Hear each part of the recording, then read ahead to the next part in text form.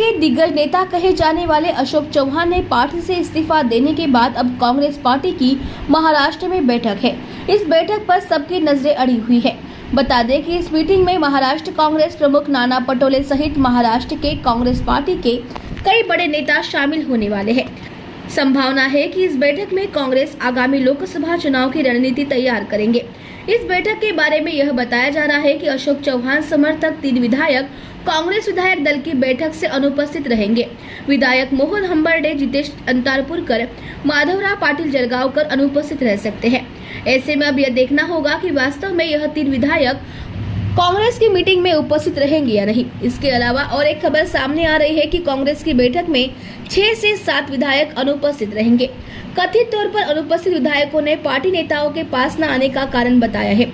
इसके अलावा बिना कारण बताए बैठक से गायब रहने वालों पर पार्टी की नजर रहेगी, ऐसा नाना पटोले ने कहा।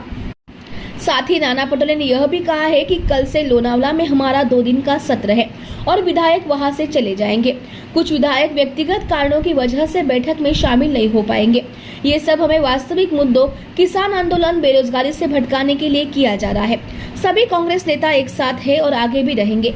हमारे राज्यसभा उम्मीदवार चंद्रकांत हंबर्डे को शरद पवार, उद्धव ठाकरे गढ़ से समर्थन मिलेगा, नाना पटोले ने कहा। हम सब की आमदारों से मेरी और हमारे सीएलपी नेता बाला साहब थोराट जी की बात हुई है और जैसे हंबर्डे के बारे में बात किया तो उनके घर में उनके बेटे की शादी है और उनने हमसे परमिशन लेके, माधवराव जी है नांदेड़ के, उनने भी हमसे परमिशन, वो कल शिविर में भी आएंगे। तो मूल इशू ऐसा है कि यह अफवाहों का बाजार है।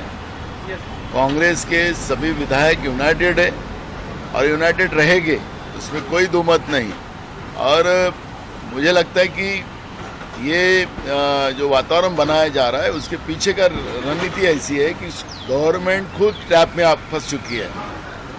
जरांगे पाटिल के विषय में बार बार झूठ, बार बार बोलकर जिस तरह से जरांगे पाटिल की आज स्थिति बनी हुई है और उस विषय को डाइवर्ट करने के लिए इस तरह का ये खेला, और जिस तरह से महाराष्ट्र के किसानों की आत्महत्या बढ़ती जा रही है उसको डाइवर्ट करने के लिए इस तरह का खेला बनाया जा रहा है।